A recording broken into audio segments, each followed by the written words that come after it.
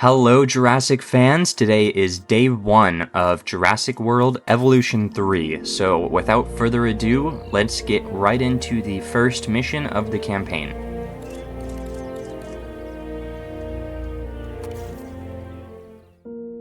Genetic power. The most awesome force that the planet has ever seen. With it, we diverted the very course of natural history. We took something so far away in time and put it on display for the world to see. For better or worse. Sometimes, though, it really was a compelling vision of coexistence. Precious, brief glimpses of peace.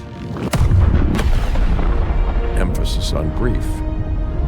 But when nature seemed to offer a correction, many people saw only a tragedy. Greed saved the dinosaurs from the volcano, only to put them in a cage. But it was compassion that set them free. Free, of course, to spread into every corner of the planet. We need to find a way to coexist. But can we put our hubris aside and work with nature this time? Can we finally allow life to find a way?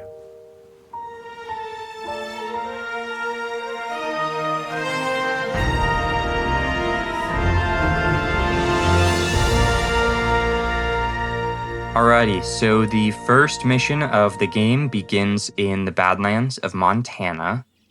And unfortunately, when I was initially recording this video, my microphone wasn't working, so I'm just going to be doing a voiceover. But most of the video I'm going to keep as commentary free so that you can just listen to the incredible sound design of this game. If there's one thing that the history of evolution has taught us, it's that life will not be contained.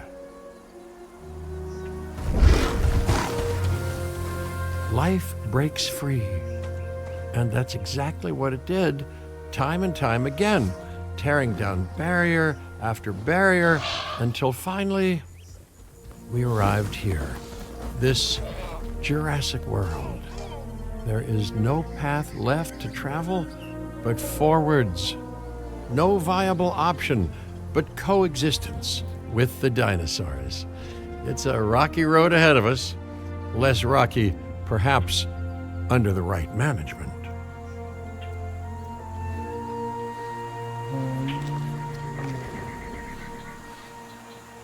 Welcome. I am, of course, Cabot Finch, managing director of this new enterprise and the owner of this lovely patch of Badlands. Go on, take a look around. Breathe in the, fresh air. Decidedly less fresh around the herbivore enclosure. Hey, tell me, what are you calling this again? Is it done? Dim? DIN, the Dinosaur Integration Network. I am Kira Chang. A pleasure to meet you. We intend to help dinosaurs and humans coexist globally, and I am here to find clients who share that goal. Hey, so I should, ignore the roaming velociraptors that I saw on the way in and just focus on the bare bones enclosure? Wow, you're spoiling me. Please, Doctor, take a look at the site map.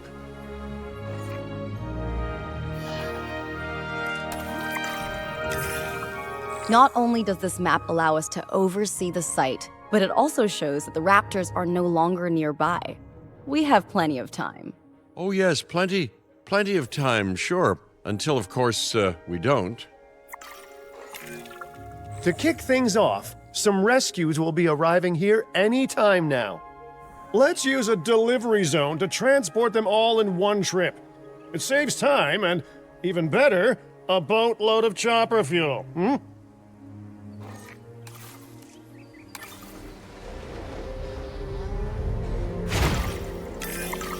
Okay, perfect. When the chopper gets here, direct them to that delivery zone. So the first part of this is pretty straightforward, just showing you the controls and the basic tutorial of the game.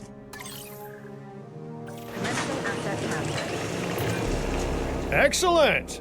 The Loki Ceratops are on their way, and the pilot said there's something special about the group, so, consider my interest piqued.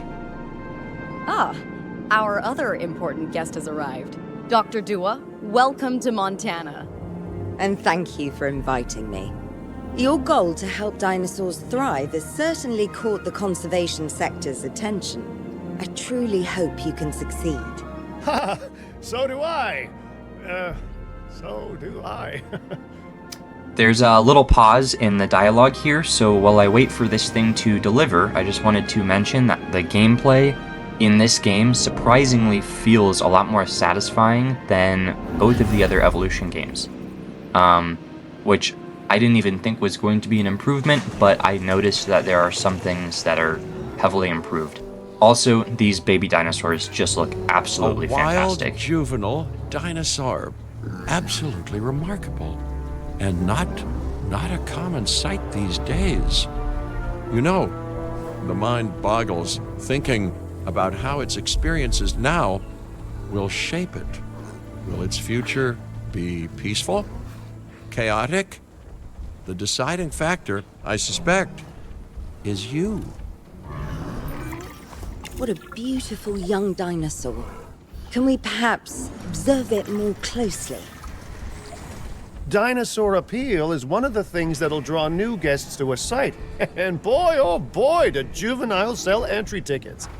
And well-cared-for juveniles will grow into more appealing adults as well.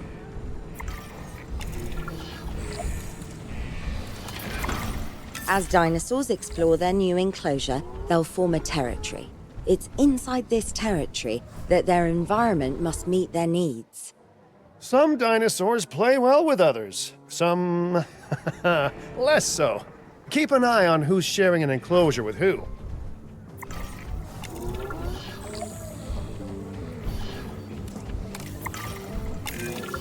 I must say, that enclosure is a far cry from the environment these animals evolved for. All part of the demonstration, I assure you. We have a suite of environmental tools to help make this enclosure more appropriate, which is, of course, our next priority. One of those big improvements is the foliage brushes. Not so much in the sense of having new tools, which, don't get me wrong, is incredible. I love all the new options for editing your environments. But, for example, in Evolution 2, it seemed kind of a little bit patchy in areas when you would try and make dense foliage. And I did not find a problem with that in this game at all. Everything fills in so much more smoothly, and it's just incredibly satisfying. Wonderful work. Actions like this will certainly earn you a good reputation with the conservation sector.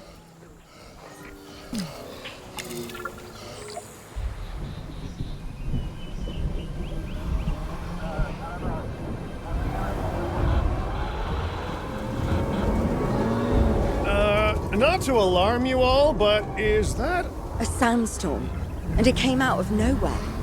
typical? It ripped apart some of our fences, too. Storms like this can harm or panic dinosaurs. This is a delicate situation.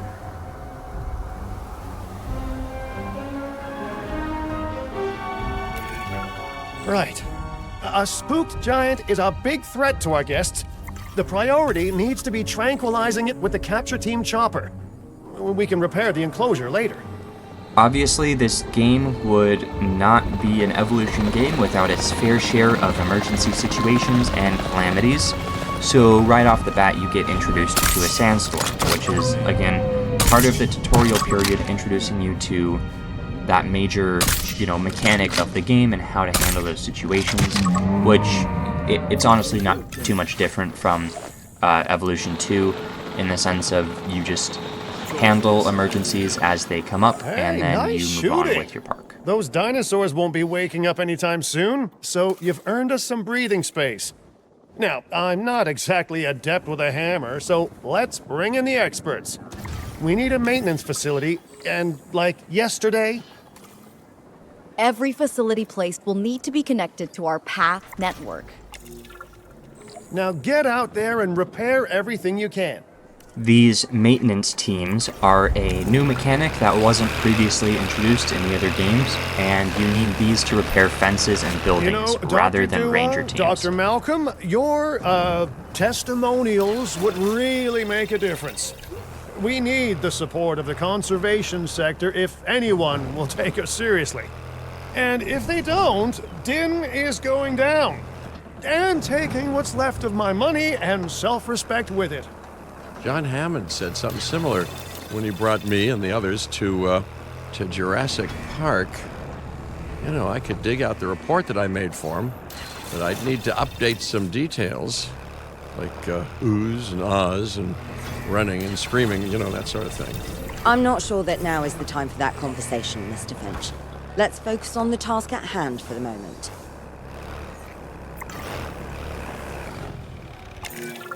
A thorough and efficient batch of repairs. Impressive work. Now that the enclosure is fixed up, we're safe to transport the dinosaurs back into it. When transporting a dinosaur, first choose the animal you want to move and then pick where to send it. That storm could have torn the park apart, or hurt the dinosaurs. We got lucky, but luck tends to run out eventually. No need to worry. I suggested we prepare for such a thing weeks ago. And we did prepare, didn't we, Mr. Finch? Well, you know, the to-do list was pretty long. And how was I to know we'd be hit by a... Look, let's not point fingers, especially at me. Bit of a long shot, but, Dr. Malcolm, any chance you can ignore the whole breakout thing? Oh boy, now you're asking an awful lot of me. Okay, maybe not ignore, but focus on how well we dealt with it? No? Well, can't blame a guy for trying, huh?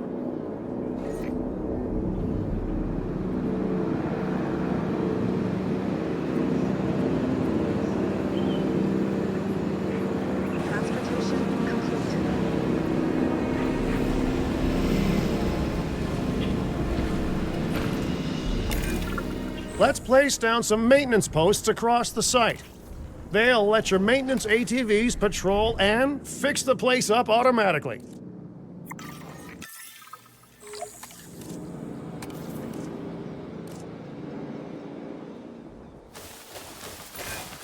You want your maintenance posts to cover all buildings and power generators that might need repairing, refueling, or resupplying. Those posts also have a wider range to them, and any fences that break in that range will automatically get repaired. Again, I cannot emphasize enough how absolutely satisfying the environment tools are. It's so much better than the other games in the sense of just being able to basically do whatever you want in enclosures. And that's going to have such an amazing creative potential for sandbox parks that you'll see a lot of on my channel from now on. Once you've placed your maintenance posts, you can directly assign a maintenance team to each one. One teeny little nitpick I have, which isn't even a problem with the game, it's just something that kind of irritated me, was the fact that they swapped the direct control and add task buttons. So I'm used to clicking the upper button to add tasks, whereas it's on the bottom now. So that just kind of threw me off. I've arranged for more dinosaurs to arrive on site. They were struggling in the nearby desert, but we can give them a better life here. One moment. Corythosaurus. They cohabitate wonderfully with Lokiceratops, so please do place them in the same enclosure. Replicating natural varied ecosystems should always be a high priority. All right then. You're the boss. Until you say you're supporting us at least. Then I'm back in charge. I'm kidding. Mostly.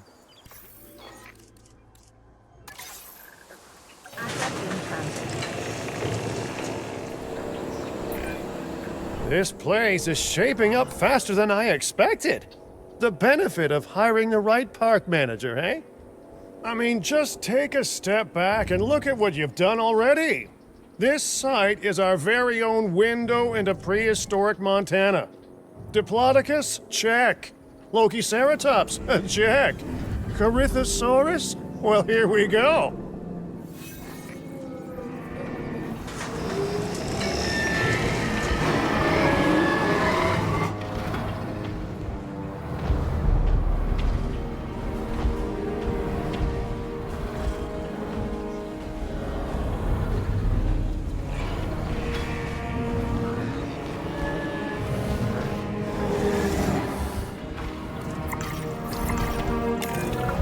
Delivery successful.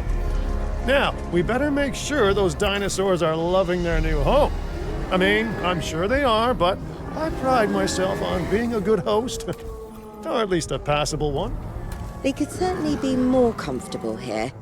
Balancing comfort between multiple species can be a challenge, but one worth overcoming.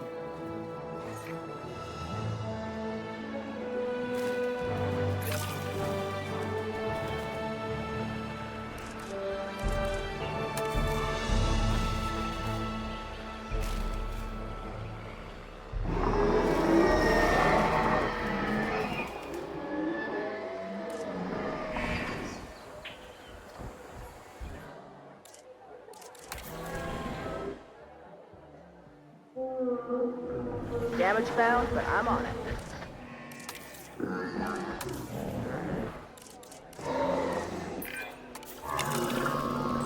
Is it just me, or do those dinosaurs not look as happy as the Lokiceratops?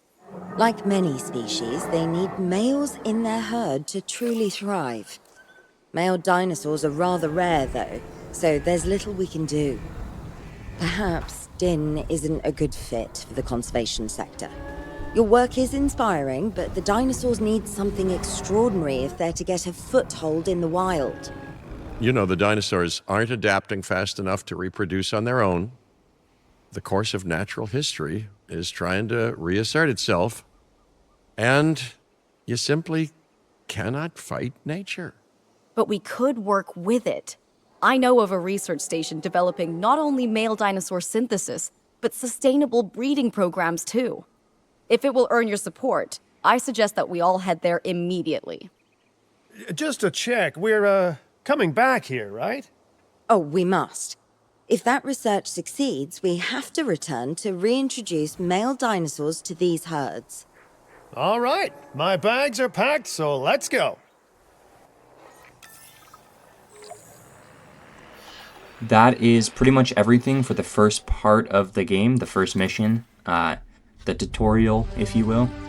And for the next section, you move on to Hawaii. So I hope you guys enjoyed this. I think this game is going to be absolutely incredible all the way through, and I hope you stay tuned for the next part of the campaign.